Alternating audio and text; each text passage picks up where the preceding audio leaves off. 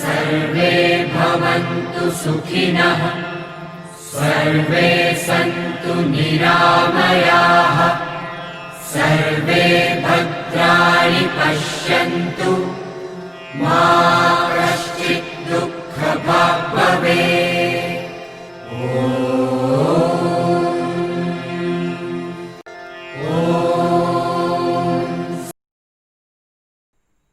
Hi friends, it's Dr. Vivek Tripathi, BMS from DAV University, Indore. Welcome to Ayurveda for You by Dr. Vivek Tripathi, जहां आपको मिलती हैं आयुर्वेद के विषय में जानकारियाँ। दोस्तों, आज का विषय है साइटिका रोग। तो आज हम साइटिका के विषय में संपूर्ण जानकारी प्राप्त करेंगे। साइटिका के कारण क्या हैं, इसके लक्षण कैसे होते हैं और आयुर्वेद में इसका ट्रीटमेंट क्या है, इसकी चिकित्सा क्या है। तो अंत तक आप इस वीडियो को ध्यानपूर्वक देखें और अगर आप बीच में स्किप करते हैं तो कई महत्वपूर्ण आपके बिंदु जो हैं वो छूट जाएंगे। तो सबसे पहले हम जान लेते हैं साइटिका क्या है। दोस्तों, हमारे शरीर में एक सियाटिक नर्व होती है। इस नर्व के फैलाव क्षेत्र में होने वाले दर्द को ही हम साइटिका रोग कहते हैं। सियाटिक नर्व हमारे शरीर में कमर के नीचे, कमर के एरिया से L4 से होते हुए S3 वर्टिब्रा के जो ज्वाइंट्स होते हैं उनके पास से गुजरती है, निकलती है वहाँ से, और इसका फैलाव पैर के निचले हिस्से तक होता है। इसीलिए साइटिका रोग में रोगी को कमर के निचले हिस्से से लेकर दर्द शुरू होता है और वह पैर के निचले हिस्से तक जाता है।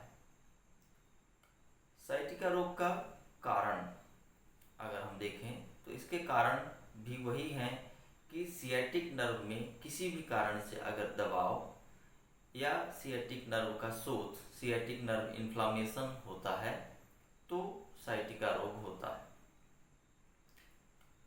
अतः साइटिका रोग के वो सभी कारण हो जाते हैं जिनकी वजह से नर्व में दबाव पड़ता है, जैसे स्लिप डिस्क या डिस्क का हर्निएशन कह सकते हैं। ये एक सबसे बड़ा कारण है। डिस्क जो होती है वो बाहर की ओर हर्निएट हो जाती है, स्लिप हो जाती है, और जो वहाँ से नर्व निकल रही होती है उसको प्रेस करना चालू कर देती है, उसमें दबाव डालती है। या कि फिर कमर में कोई चोट का लग जाना जिससे नर्व पे दबाव पड़ने लग जाए, गलत तरीके से बैठने या आगे झुककर बैठने की आदत होती है जिनको, अनियमित बिस्तर पर सोना या लेटना, और सामने की ओर झुककर अधिक समय तक, लंबे समय तक लगातार किए जाने वाले काम जो करते हैं, ये सभी कारण बनते हैं सियाटिका रोग के। आयुर्वेद में वात को बढ़ाने वाले कारणों का भी वर्णन किया गया है जिनसे सियाटिक रोग होता है, जैसे बहुत कम खाना, उपवास रखना, अत्यधिक मात्रा में यात्रा करना, रात्रि जागरण करना, शोक और भय तनाव की स्थिति में रहना, सुखपूर्वक ना बैठना, कड़वे तीखे कसैले आहार का सेवन करना, विषम आहार का सेवन करना। विषम आहार का अर्थ हुआ एक साथ दो या दो से अधिक एक दूसरे के विपरीत गुण वाले आहार, जैसे एक ठंडा है एक गर्म है, इस तरह से एक रूखा है एक चिकना है, तो ऐसे आहार का एक साथ सेवन करना, ये सभी वात को बढ़ा देते हैं, हमारे शरीर में वात को बढ़ा देते हैं, जिस कारण से ये नर्व इफेक्ट होती है और सियाटिक रोग हो जाता है। सियाटिक रोग के लक्षण क्या होते हैं?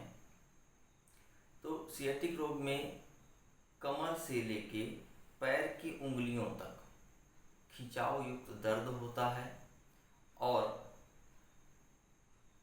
इसमें जिससे मरीज जो है वो एक पैर से चलने की कोशिश करता है, क्योंकि एक पैर अफेक्टेड हो जाता है और साइटिका रोग अक्सर एक ही पैर में होता है। कभी कभार यह दोनों पैर में हो सकता है। सियाटिका रोग में पैर में झुंझुनाहट का होना, अफेक्टेड एरिया में झुंझुनाहट का होना, सेंसेशन लॉस होना, ये सारे लक्षण होते हैं। आइए अब सियाटिका रोग की चिकित्सा जान लेते हैं, जिसके लिए आपने ये वीडियो ऑन किया हुआ है और देख रहे हैं। तो सियाटिका रोग की सबसे प्रभावी चिकित्सा जो है वो पंचकर्म चिकित्सा होती है। पंचकर्म चिकित्सा आप किसी पंचकर्म चिकित्सक के पास ही जाकर करा सकते हैं। पंचकर्म चिकित्सा में सर्वप्रथम प्रसारणी तेल से कमर से लेकर पैर तक मसाज की जाती है, मालिश की जाती है। उसके बाद में स्टीम से या भाप से सिकाई की जाती है। इसमें अनुवासन और निरूह बस्ती, ये एनिमा के टाइप हैं, तो अनुवासन और निरूह बस्ती का प्रयोग किया जाता है। सिरावेद का प्रयोग किया जाता है। सिरावेद मतलब वेन पंक्चर की जाती है। और तो इस तरह से पंचकर्म चिकित्सा की जाती है, जो कि घर में आप बिल्कुल नहीं कर सकते हैं।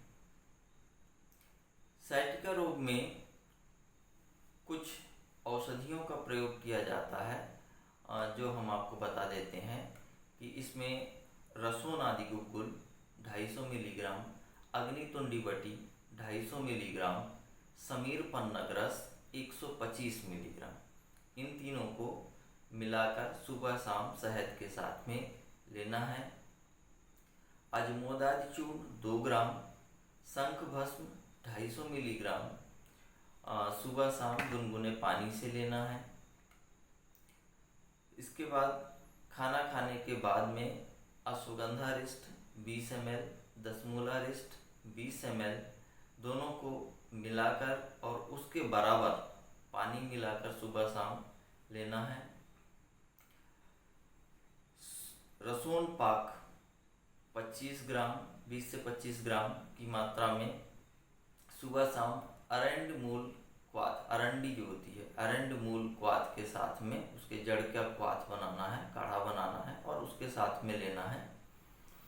रात में सोते समय 10 मिलीग्राम अरंड तेल गुनगुने दूध में मिलाकर पीना है।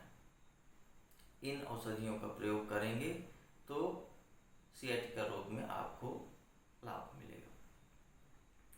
इसके साथ ही आप भुजंगासन, अर्धचक्रासन, चक्रासन इत्यादि योगासनों का प्रयोग कर सकते हैं, इससे भी लाभ मिलेगा।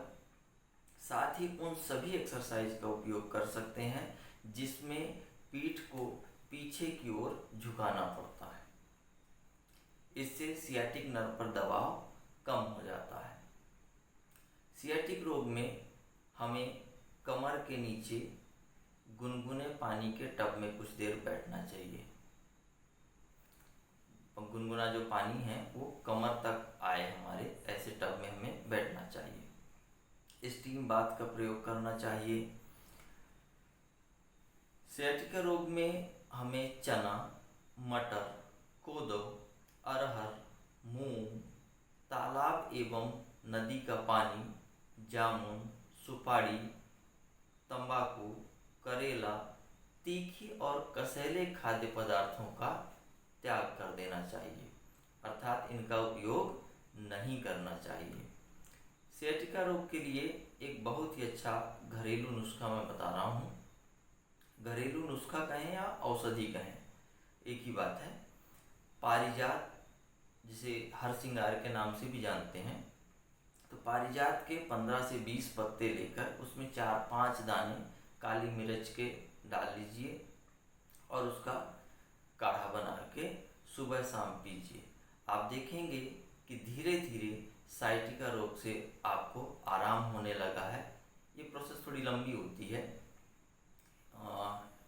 1 से 2 महीने तक आपको करना पड़ेगा, लेकिन आप देखेंगे कि इससे बहुत अच्छा आराम आपको मिलेगा।